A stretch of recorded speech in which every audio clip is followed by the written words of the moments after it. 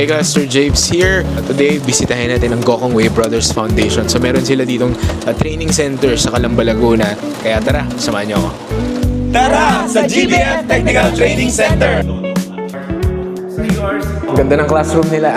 May mga breadboard dyan. Breadboard. Ito yung malaking version ng breadboard. Ano po yung mga subjects under mechatronics? We have electronics, we have applied electricity, we have mechanical basics, we have pneumatics, hydraulics, and sensor. Sir, di ba bali 7 months yung aral nila? Divided siya sa 2 academic. Okay. So yun yung parang terms First nila. sem and second sem. May break na din naman po sila in between. May exam.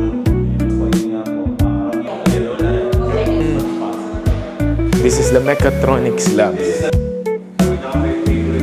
Si Maki. Sunset dito, ang ganda.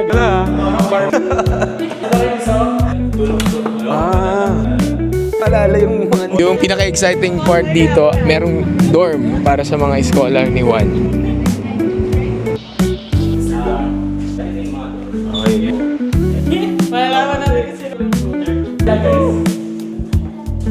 Kailan pa kayo nag-start dito? Nung December pa po. Kumusta naman yung stay? Okay lang po, masaya. Masaya kasi may internet? Yes. Balita ko marami nga natutunan. Yes, marami. More on technicals. Ano meaning of PLC? Programmable logic control. Galing tama.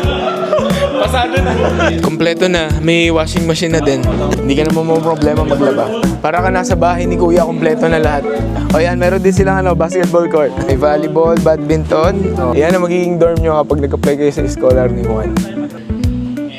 Bakit sila may mga committee, sir? We are developing their leadership. Nadidevelop din po yung nila, sense of socialism, pagiging professional as technical person. Thank you kay sa GBF. Kaya nyo palang mag-set up ng ganito. Kasi given na limited yung resources, di ba?